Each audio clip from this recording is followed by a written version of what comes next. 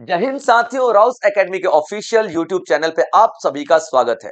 तो दोस्तों, मैं जय ओझा लेकर के आया हूं एक और शानदार करंट अफेयर की क्लास आप सभी के लिए, जहां हम बात करेंगे कुछ खास टॉपिक पे जो एग्जाम ओरिएंटेड रहने वाले हैं। लेकिन सबसे पहले आप सभी को 26 जनवरी यानी कि रिपब्लिक डे, गणतंत्र दिवस की हार्दिक बधाइयां। आज का दिन हम सभी भारतवासियों के लिए बहुत महत्वपूर्ण है, क्योंकि आज ही के दिन भारत को पहचान मिली थी। आज ही के दिन हमने डिसाइड किया था कि हमारा नियम, हमारा कानून हमारे हिसाब से होगा, हमारा संविधान होगा जिसे हम लोग चलाएंगे, किसी और की हुकूमत नहीं सही जाएगी। तो चलिए शुरुआत करते हैं आज के सेशन का, लेकिन देखेंगे आज का विचार क्या कहता है। सोच समझकर ही कर्म करें, क्योंकि कर्म अच्छा हो या बुरा कभी खाली नहीं जाता। बिल्कुल भाई साहब, ठीक है। आप जैसा कर्म करोगे वैसा ही आपको मिलेगा, और ये कोई अंधविश्वासी बात नहीं है, ये साइंटिफिकली प्रूव्ड है।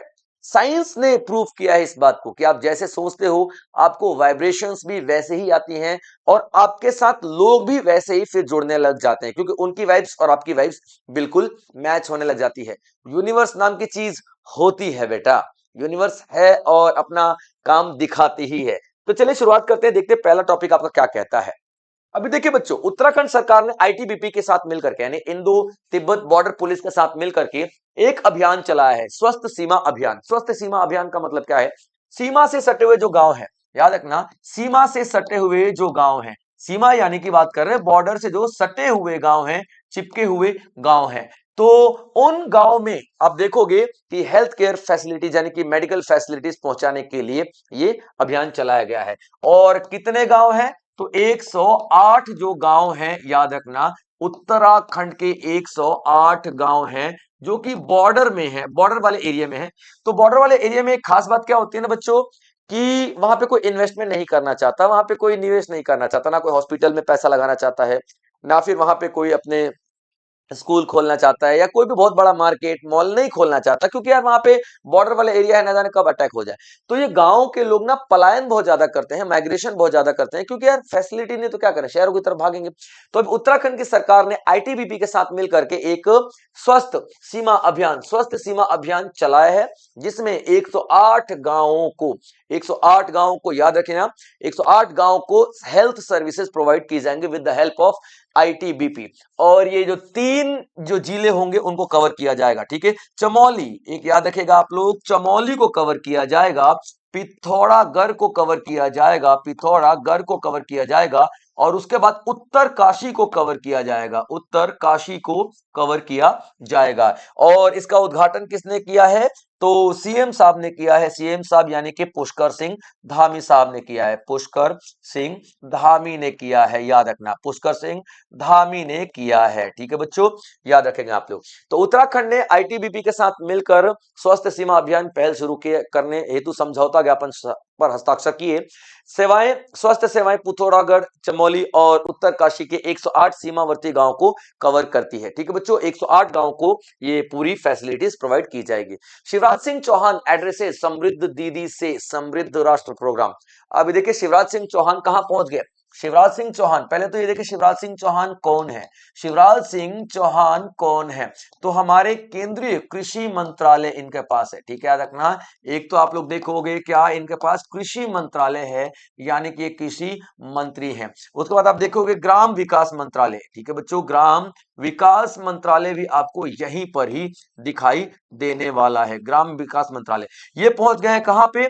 दिल्ली में पहुंच गए हैं, दिल्ली में पहुंच गए हैं। दिल्ली में कहां पे पहुंच गए हैं? तो पूसा में पहुंच गए हैं, दिल्ली के पूसा में पहुंच गए हैं। और जब दिल्ली के पूसा में इन्होंने क्या किया है, एक इवेंट को ऑर्गेनाइज किया है, एक इवेंट आप लोग देखोगे, एक इवेंट में पहुंचे, इस एक इवेंट को इन्होंने उद्घाटन किया है। इसका नाम क्या है? समृद्ध दीदी से समृद्ध राष्ट्र, यानी कि समृद्ध दीदी, समृद्ध दीदी से समृद्ध समृद्ध राष्ट्र, समृद्ध राष्ट्र, याद रखना, समृद्ध दीदी से समृद्ध राष्ट्र। जो ये आपकी एक पहल है, एक प्रोग्राम है, इसका उद्घाटन इन्होंने किया, इनॉग्रेशन किया। समृद्ध दीदी, दीदी हम उन लोगों को, उन महिलाओं को बोलते हैं जो कि गांव में सेल्फ हेल्प ग्रुप चलाती हैं, यानी कि स्वयं सहायता समूह, याद रखिएगा, स्वयं सहायता समूह चलाती हैं, स्वयं सहायता समूह चलाती हैं, उनको हम लोग क्या बोलते हैं, दीदी के नाम से डिनोट करते हैं ना, दीदी। तो स्वयं सहायता समूह चलाने वाली जो दीदियां हैं यानी कि जो सेल्फ हेल्प ग्रुप की महिलाएं हैं, उनका ये प्रोग्राम है। तो शिवराज सिंह चौहान का यहाँ पे ये मानना है, या पूरे देश का ही ये मानना है, कि अगर कोई दीदी यानी कि कोई महिला सशक्त है तो परिवार सशक्त है, परिवार सशक्त है तो पूरा राष्ट्र सशक्त है। तो यहाँ पर 400 ऐसी जीविका दीदी, 400 ऐसी दीदियों को जीविका दीदी कहा जाता है। जीविका दीदी कहा जाता है जो कि सेल्फ हेल्प ग्रुप चलाती हैं, याद रखिएगा, सेल्फ हेल्प ग्रुप चलाती हैं, ऐसी दीदियों को जीविका दीदी कहा जाता है। तो 400 दीदियों ने पार्टिसिपेट किया। और इस प्रोग्राम का लक्ष्य क्या है? इस प्रोग्राम का लक्ष्य है 3 करोड़ दीदियों को क्या बनाना, 3 करोड़ दीदियों को क्या बनाना, तो लखपति बनाना। क्या? लखपति बनाना, यानी कि 1 लाख में उनकी इनकम तकरीबन 1 साल में होनी चाहिए। क्लियर है बच्चों यहाँ पे? तो आप देखोगे 25 जनवरी 2026 को नई दिल्ली के पूसा में मंत्री शिवराज सिंह चौहान ने 400 जीविका दीदियों को संबोधित किया, जिसमें लखपति दीदी लक्ष्य 4 लाख, ऑनलाइन ऋण प्रणाली यानी कि ऑनलाइन आप लोगों को लोन प्रोवाइड किया जाएगा, और राष्ट्रव्यापी सारस मेलों पर प्रकाश डाला। सारस मेला होता है, जैसे दीदियां जो सामान बनाएंगी ना, उनको बेचने के लिए एक मेला लगाया जाता है, उसे सारस मेला के नाम से हम लोग जानते हैं। तो ये सब कुछ अनाउंस किया गया हमारे केंद्रीय मंत्री शिवराज सिंह चौहान के द्वारा। मेरा भरा मेला भारत पर्व, ये भरा नहीं है, भारत है बच्चों, याद रखना, भारत पर्व मेला लगाया जा रहा है, याद रखना, 26 जनवरी यानी कि आज से और 31 जनवरी तक चलेगा ये भारत पर्व। ठीक है बच्चों, याद रखना कौन सा मेला है ये, भारत पर्व आपको मेला दिखाई देगा, भारत पर्व ये मेला दिखाई देगा। और ये क्या है भारत पर्व मेला? देखे 26 जनवरी को झांकियां निकलती हैं, परेड होती है दिल्ली में, लेकिन बहुत सारी ऐसे राज्य हैं जो कि अपना परफॉर्मेंस नहीं दे पाते। यार एक दिन में कितना ही होगा? तो यहाँ पे भारत सरकार ने क्या सोचा कि देखो 26 जनवरी से लेकर 31 जनवरी तक, 26, 27, 28, 29, 30, 31, ये जो 6 दिन है, इस 6 दिन में ना हम एक पूरा मेला लगाएंगे, एक पूरा मेला लगाएंगे जिसको हम लोग क्या बोलेंगे, भारत पर्व। तो जितनी झांकियां नहीं हो पाती, जैसे कि हमारे जो 26 जनवरी के जो भी प्रोग्राम होंगे, ये प्रोग्राम सिर्फ एक दिन नहीं होंगे, ये 6 दिन चलेंगे, और 6 दिन पूरा देश आकर इनको देखेगा। इससे काफी ज्यादा प्रेरणा मिलेगी। क्लियर है बच्चों यहाँ पे? याद रखना। और इसका जो उद्घाटन है ना, उद्घाटन किसने किया है भाई साहब? आपको उद्घाटन याद रखना, कोई भी इवेंट होता है ना, उसका उद्घाटन करने वाला बंदा आपको याद होना चाहिए। क्लियर पॉइंट यहाँ पे? तो उद्घाटन करने वाले ओम बिरला जी हैं। एक और नाम यहाँ पे नहीं लिखा हुआ, मैं लिख देता हूँ, ठीक है, जितेंद्र सिंह शेखावत। ठीक है, याद रखना, उद्घाटन करना एक ओम बिरला जी ने उद्घाटन किया नहीं है, अभी करने वाले हैं, क्योंकि अभी जो ये बिल्कुल सुबह 26 जनवरी हो चुकी है, और अभी कुछ टाइम बाद ओम बिरला जी इसका उद्घाटन करेंगे। क्लियर है पॉइंट यहाँ पे? याद रखिएगा, ओम बिरला जो कि स्पीकर है, हमारे स्पीकर हैं लोकसभा के, स्पीकर हैं लोकसभा के। और दूसरा आप लोग देखोगे हमारे जो टूरिज्म मिनिस्ट्री है, टूरिज्म मिनिस्टर हैं जितेंद्र सिंह शेखावत, टूरिज्म मिनिस्टर है जितेंद्र सिंह शेखावत, इन्होंने किया है बच्चों, यानी 2 जनों ने मिलकर उद्घाटन किया, जितेंद्र सिंह शेखावत। क्लियर है बच्चों यहाँ पे? याद रखना, जितेंद्र सिंह शेखावत, 2 लोगों ने मिलकर यहाँ पे उद्घाटन किया है, एक ओम बिरला सर है, और दूसरे आप लोग देखोगे जितेंद्र सिंह शेखावत है। ठीक है बच्चों, याद रखना। तो ये इंपॉर्टेंट नाम है। अब यहाँ पे क्या किया जाएगा, 6 दिन मेले लगाए जाएंगे, उन मेलों में क्या क्या किया जाएगा, ध्यान से सुनिएगा। और ये मेला कहाँ पे लगेगा? लाल किला का जो लॉन है ना, वहां पे लगाया जाएगा। ओम बिरला ने और जितेंद्र सिंह शेखावत ने इसका उद्घाटन किया। अब यहाँ पे क्या होगा देखिए, ठीक है, 41 रिपब्लिक डे टेबलॉक्स यानी कि झांकियां, ठीक है, 41 झांकियां निकाली जाएंगी। 48 कल्चरल प्रोग्राम, यानी कि जो हमारे कल्चर को, हमारे ट्रेडिशन को दिखाने वाले अलग अलग राज्य, अलग अलग यूटीज, अलग अलग क्षेत्र से आने वाले जो लोग हैं, जो कि बच्चे हैं, कॉलेज के स्टूडेंट्स होंगे, वो सब अपनी कल्चर को शो करेंगे। उसके बाद 22 आर्म्ड फोर्सेस परफॉर्मेंस, यानी जो बैंड बजाते हैं ना, ये आर्म्ड फोर्सेस है ना, तो वो 22 आपको दिखाई देंगी। और 102 हैंडीक्राफ्ट और हैंडलूम जो स्टॉल्स लगाए जाएंगे, यानी कि जो हमारे देश के छोटे छोटे गांव में हाथों से सामान बनाए जाते हैं, टोकरियां बनाई जाती हैं, खिलौने बनाए जाते हैं, इस तरीके की तमाम चीजों की एक स्टॉल लगाई जाएगी, वो 102 स्टॉल्स होंगे। अब आप देखिए, 6 दिन अगर आपको मौका मिलता है तो जाके जरूर घूमिएगा बच्चों, 6 दिन नहीं घूमिए, मेरा पॉइंट है कि 6 दिन है, एक दिन जाके जरूर घूमिएगा। अगर आप लोग दिल्ली में है तो और फिर मिस कर देते हो, तो जाहिर सी बात है आपने बहुत बड़ी चीज मिक्स कर दी है। क्योंकि यहाँ पे आप देखोगे कि पूरा भारत एक साथ खड़ा है, पूरे भारत की संस्कृति एक साथ खड़ी है, एक मंच पे खड़ी है, एक छोटे से एरिया में पूरा भारत आपको दिखाई दे जाएगा, एक एक संस्कृति। इसके बाद आप ये भी देखोगे यहाँ पे फूड स्टॉल, ये एक 60 फूड स्टॉल भी लगाए गए हैं, 60 फूड स्टॉल। अब ये फूड स्टॉल का मतलब क्या है, यहाँ पे ना जो पारंपरिक खाने हैं ना वो दिखाई देंगे आप लोगों को। तो ये बहुत ही बेहतरीन एक इवेंट मुझे नजर आ रहा है, जो कि 6 दिन चलने वाला है। तो आप लोग जरूर पार्टिसिपेट कीजिएगा। और 26 जनवरी है, जाहिर सी बात है आज का दिन हमारे लिए इंपॉर्टेंट है ही। ठीक है बच्चों, चलिए आगे देख लेते हैं। 131 पद्म अवार्ड, 131 पद्म अवार्ड घोषित किए गए हैं यहाँ पे। ठीक है, अब देखिए आपको पता है कि 26 जनवरी की जो पूर्व संध्या होती है, यानी कि 25 जनवरी की जो शाम होती है, तो पद्म अवार्ड यहाँ पे घोषित किए जाते हैं। पद्म अवार्ड की बात कर लेते हैं, तो पद्म अवार्ड 3 प्रकार के होते हैं। पद्म अवार्ड 3 प्रकार के होते हैं, यानी पद्म पुरस्कार। पहले तो आप लोग देख लीजिए, इनको 1954 में स्टार्ट किया गया था, 1954 में इनको स्टार्ट किया गया था। और तब इनका नाम था कैटेगरी 1, कैटेगरी 2, कैटेगरी 3, यानी पद्म विभूषण कैटेगरी 1, 2, 3 ये था। 1955 में इनको अलग अलग नाम दिया गया, और ये जो अलग अलग नाम है ना, वो क्या है बच्चों, पद्म विभूषण, पद्म विभूषण, विभूषण। ठीक है, उसके बाद पद्म भूषण, पद्म भूषण, उसके बाद आप देखोगे पद्मश्री, पद्मश्री। ये 3 अवार्ड हैं। तो अभी दिए गए हैं, अनाउंस किए गए हैं, दिए नहीं गए हैं, दिए जाएंगे बाद में। पद्म विभूषण 5 आपको दिखाई देंगे, पद्मश्री आपको 13 दिखाई देंगे, और पद्मश्री आपको 113 दिखाई देंगे। ये पूरे अनाउंस किए जा चुके हैं, और आगे दिए जाएंगे, हमारे जो राष्ट्रपति हैं द्रौपदी मुर्मू जी के द्वारा दिया जाएगा। अब देख लेते हैं किस किस को क्या क्या मिला हुआ है। ठीक है बच्चों, अभी देखो जो 5 पद्म विभूषण हैं ये, अच्छा एक और बात, जो पद्म विभूषण है ना बच्चों, जो टॉप पे जो हमारा हाईएस्ट सिविलियन अवार्ड होता है वो भारत रत्न होता है। वो कौन सा होता है, भारत रत्न होता है, हाईएस्ट सिविलियन अवार्ड। ठीक है, याद रखेंगे आप लोग, हाईएस्ट सिविलियन अवार्ड जो है, highest civilian award Bharat Ratna है। ठीक है बच्चों, सिविलियन अवार्ड जो है वो भारत रत्न है। उसके बाद आप देखोगे भारत रत्न के बाद अगर आप लोग हम बात करते हैं, तो यहाँ पे आप देखोगे कि सेकेंड रैंक पे आता है पद्म जो आपका पद्म विभूषण, ये आपका सेकंड रैंक पे, पद्म भूषण थर्ड रैंक पे, और पद्मश्री फोर्थ रैंक पे आता है। तो पद्म विभूषण 5 दिए जा चुके हैं, पद्म विभूषण 5 दिए जा चुके हैं, आप लोग याद रखना। ठीक है, तो आप देखोगे श्री धर्मेंद्र सिंह, यानी धर्मेंद्र जो एक्टर थे जिनका देहांत अभी हुआ है, उनको मिला है यहाँ पे पॉस्ट्यूमस, यानी कि मरणोपरांत। श्री केटी थॉमस को पब्लिक अफेयर्स के लिए मिला है।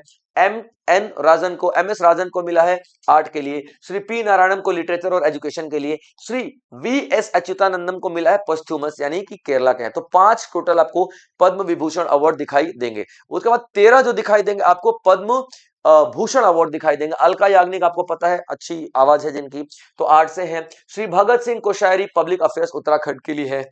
श्री श्री कालीपट्टी रामास्वामी पलानी स्वामी तमिलनाडु से हैं। उसके बाद श्री ममूटी, आप जानते होंगे ये बेहतरीन एक्टर हैं साउथ के फिल्मों के।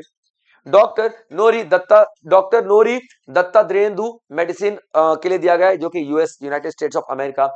श्री पीयूष पांडे पोस्ट्यूमस, यानी इनका देहांत हो चुका है, और इनको आर्ट के क्षेत्र में दिया गया है। श्री एस के एम मैला नंदन जो है सोशल वर्क तमिलनाडु के लिए मिला है। Shri Shatavadhani R Ganesh art culture के रूप में मिला है। श्री शिबू सोरेन पोस्ट्यूमस, यानी मरणोपरांत मिला है। उसके बाद श्री उदय कोटक, जो कोटक महिंद्रा बैंक के संस्थापक हैं, 1885 में इन्होंने ये कोटक महिंद्रा बैंक स्थापित किया था, इनको मिला है। श्री वी के मल्होत्रा पोस्ट्यूमस, इनको मरणोपरांत मिला है।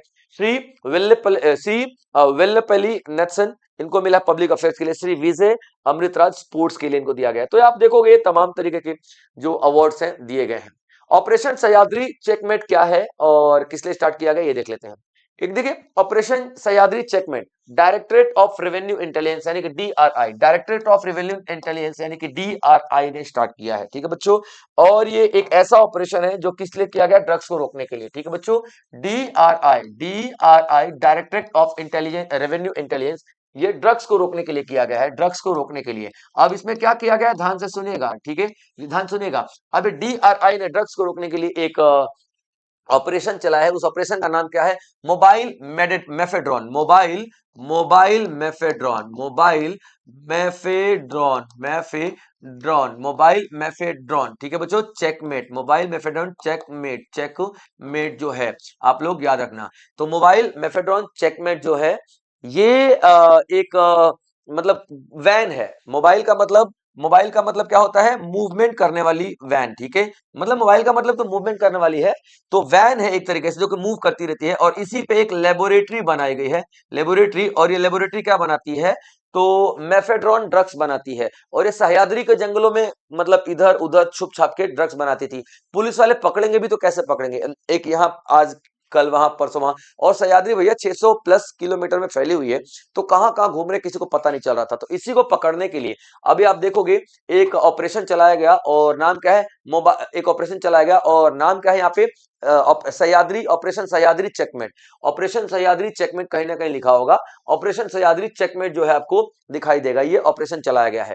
तो राजस्व खुफिया निदेशालय ने सह्याद्री पर्वतों में एक अभियान चलाया, जिसमें 21.912 किलोग्राम मेफेड्रॉन और 71.5 किलोग्राम कच्चा माल बरामद किया है, जिससे कि ड्रग्स बनाए जाते हैं। ठीक है बच्चों, याद रखना। आप यहाँ पे देख सकते हो कितना सारा पैकेट आपको दिखाई देगा, और पूरा जो बताएं तो 55 करोड़ का माल है भाई साहब।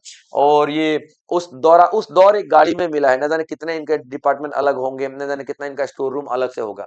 इंग्लिश लिटरेचर अवार्ड की अगर बात कर लेते हैं, देखो बच्चों, तो एक बनारस बनारस लिटरेचर फेस्टिवल आयोजित किया गया बनारस में, बनारस लिटरेचर फेस्टिवल। ठीक है बच्चों, बनारस बनारस लिट का मतलब क्या है? Literature, literature festival. लिट का मतलब क्या है? Literature festival. ठीक है बच्चों, फेस्टिवल। और यहां पर आप देखोगे अलग अलग लैंग्वेज के लिए अलग अलग हमको दिए जाते हैं, अलग अलग लैंग्वेज के लिए अलग अलग हमको अवार्ड मतलब अवार्ड दिए जाते हैं यहाँ पे। तो इंग्लिश लैंग्वेज में आप लोग देखोगे किसको क्या क्या मिला हुआ है। तो अवार्ड आपको फिक्शन के लिए मिलता है, नॉन फिक्शन के लिए मिलता है, कविता पोएट्री के लिए भी मिलता है, ट्रांसलेशन के लिए भी मिलता है। तो चारों के चारों अवार्ड आप लोग देखोगे, ठीक है। याद रखेगा। तो शिनी एंटनी जो है, शिनी एंटनी, ठीक है बच्चों, याद रखना। शिनी एंटनी को क्या मिला है? रस्किन बॉन्ड अवार्ड मिला है, रस्किन बॉन्ड अवार्ड दिया गया है। और फिक्शन के लिए दिया गया है, इनको फिक्शन के लिए दिया गया है। उसके बाद आप लोग यहाँ पे देखोगे कि अभय के जो है इनको कविताओं के लिए दिया गया है। अभय के जो है इनको कविताओं के लिए दिया गया है, कविताओं के लिए दिया गया। और कौन सा अवार्ड दिया गया है? सरोजनी नायडू, ठीक है, याद रखना। सरोजनी नायडू अवार्ड दिया गया है, सरोजनी नायडू अवार्ड दिया गया है। क्लियर पॉइंट बच्चों, याद रखना। उसके बाद आप यहाँ पे क्या देखोगे कि पैगी पैगी मोहन को सर्वपल्ली राधाकृष्णन अवार्ड दिया गया है। पैगी को, ठीक है बच्चे, याद रखना। पैगी को क्या दिया गया है? सर्वपल्ली राधाकृष्णन, ठीक है बच्चों, राधाकृष्णन अवार्ड दिया गया है। ठीक है, उसके बाद आप देखोगे, और Radha Krishnan award non fiction के लिए दिया गया है, नॉन फिक्शन के लिए दिया गया, नॉन फिक्शन कैटेगरी के लिए दिया गया है। ठीक है बच्चों, उसके बाद आप देखोगे ट्रांसलेशन का अवार्ड भी आता है, जिसको रविंद्रनाथ टैगोर बोला जाता है। ट्रांसलेशन को दिया जाता है, जो कि किताबों को ट्रांसलेट करे, ठीक है। तो ट्रांसलेशन के लिए दिया जाता है, ट्रांसलेशन के लिए कौन सा अवार्ड दिया जाता है? रविंद्रनाथ टैगोर अवार्ड दिया जाता है, रविंद्रनाथ टैगोर अवार्ड दिया जाता है, रविंद्रनाथ टैगोर अवार्ड दिया जाएगा। तो जो रविंद्रनाथ टैगोर अवार्ड दिया जाएगा ना, तो ये ट्रांसलेशन के लिए दिया जाता है। और याद रखना, ये किसको दिया गया है? ठीक है, अरुणवा सिन्हा को दिया गया, अरुणवा सिन्हा को दिया गया। किसको? अरुणवा सिन्हा को दिया गया है, सिन्हा को दिया गया है। ठीक है बच्चों, शिनी एंटनी को कथा साहित्य के लिए रस्किन बॉन्ड पुरस्कार, अभय के को कविता के लिए सरोजनी नायडू पुरस्कार, और पैगी मोहन को गैर कथा के लिए सर्वपल्ली राधाकृष्णन पुरस्कार, और अरुणावा सिन्हा को अनुवाद के लिए रविन्द्रनाथ टैगोर पुरस्कार दिया गया है। चलिए आगे देख लेते हैं। सीपी राधाकृष्णन जी ने एक किताब लॉन्च किया है, ठीक है, याद रखना। सीपी राधाकृष्णन ने एक किताब लॉन्च किया है, हमारे वाइस प्रेसिडेंट जी हैं। और इन्होंने चैलिस ऑफ एम्ब्रोसिया, कौन सी किताब है? Chalice of ambrosia, ambrosia. Ram जन्मभूमि नाम से ही समझ में आ रहा है किस चीज के ऊपर एक किताब होगी। और इसके आगे आप लोग एक और चीज लिखा हुआ है, चैलेंज एंड रिस्पॉन्स, ये किताब का ही नाम है, चैलेंज एंड रिस्पॉन्स। यानी कि एक ऐसी किताब है जिसमें पूरी कहानी लिखी हुई है, जब से राम जन्मभूमि का विवाद चल रहा है, तब से लेकर के 2019 तक का पूरा पूरा आपको मामला इसमें नजर आएगा। किस तरीके से 2019 में बैठ के पूरा सुप्रीम कोर्ट के जजेस ने एक फैसला दिया था कि हाँ भैया, अपने को यहाँ एक अवार्ड देना है, अपने को ये नॉट अवार्ड देना है, अपने को ये घोषित करना है कि राम जन्मभूमि जो है ये राम जी का ही जन्मभूमि है, और इसे हम लोग राम जन्मभूमि डिक्लेयर करते हैं। क्योंकि अब बाबरी मस्जिद हुआ करती थी, विवाद यही था ना, बाबरी मस्जिद का और राम जन्मभूमि का। तो इसको राम लला के जन्म भूमि के रूप में हम लोग इसको नामांकित करते हैं। ये फैसला दिया गया था, तो पूरा तमाम आप लोगों को इसमें दिखाई दे देगा। ठीक है बच्चों, याद रखेगा। तो ये किताब को लॉन्च किसने किया है? तो सीपी राधाकृष्णन ने किया। याद रखना, लॉन्च करने वाला बंदा, रिलीज करने वाला बंदा अलग होता है। जैसे कि कोई मार्केट में जाके ऐसी किताब खड़े होकर बोला ये रिलीज हो रही है, तो याद रखना, इसको हम लोग हिंदी में हम लोग क्या बोलते हैं? विमोचन के नाम से भी जानते हैं, विमोचन के नाम से भी जानते हैं।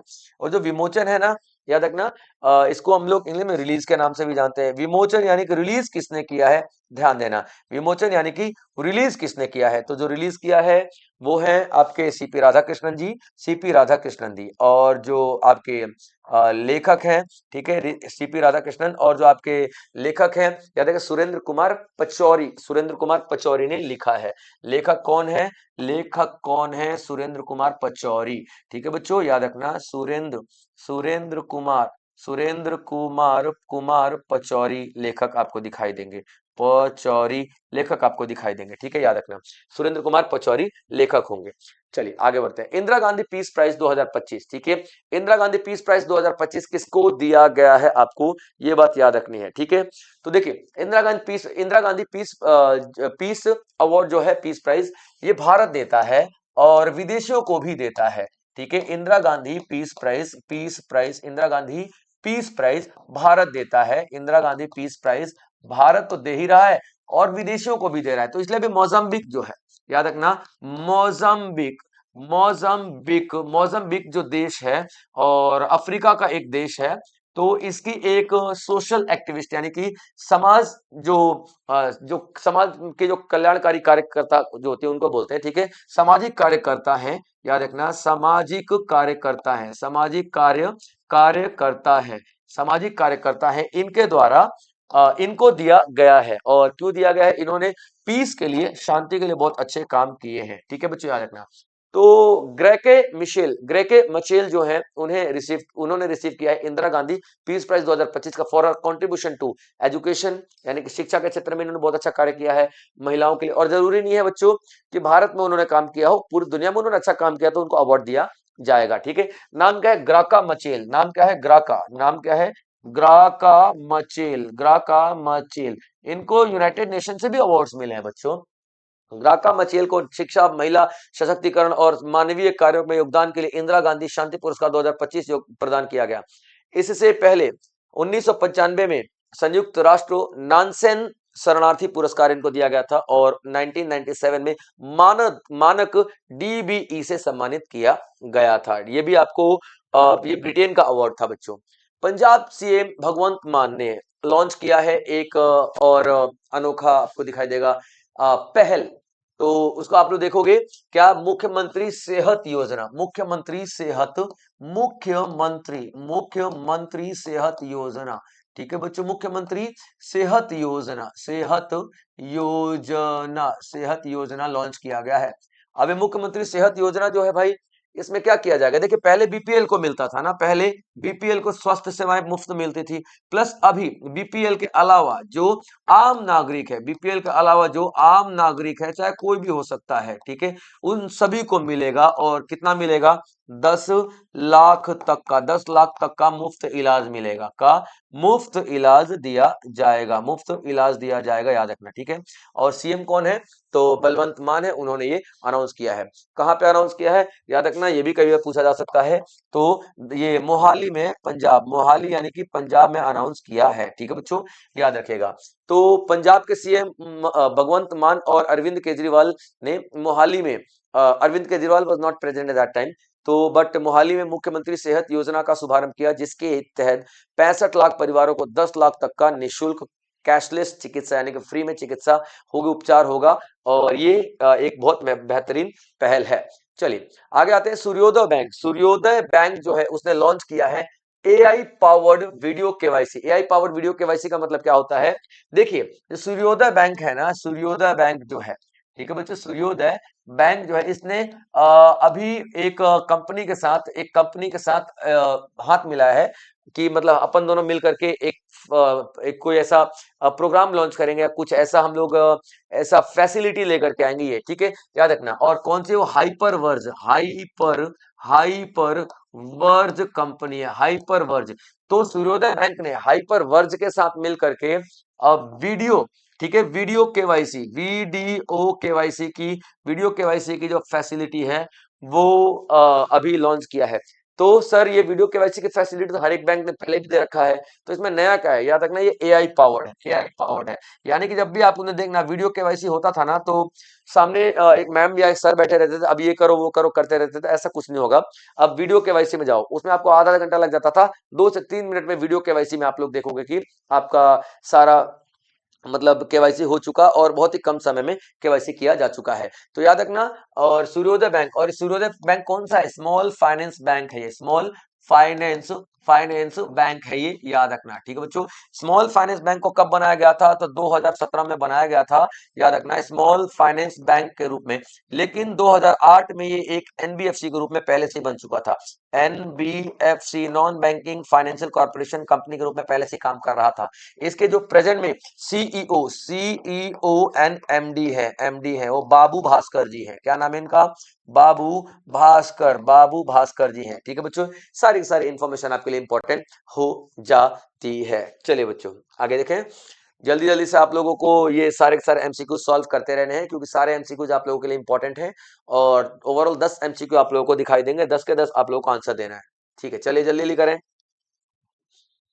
आप लोग पॉज करके और कमेंट बॉक्स में आंसर देते रहें, क्योंकि ज्यादा टाइम लग जाएगा अगर मैं इस तरीके से एक एक सॉल्व करवाऊंगा तो। ठीक है बच्चों, चलिए। तो ये था आज का सेशन। आई होप आप लोगों ने एंजॉय किया होगा और नोट्स जरूर बनाए होंगे। इसी तरीके के बेहतरीन सेशंस में आप लोगों के लिए लेकर के आता रहूंगा। तब तक आप लोग अपना ध्यान रखेंगे बच्चों। जय हिंद।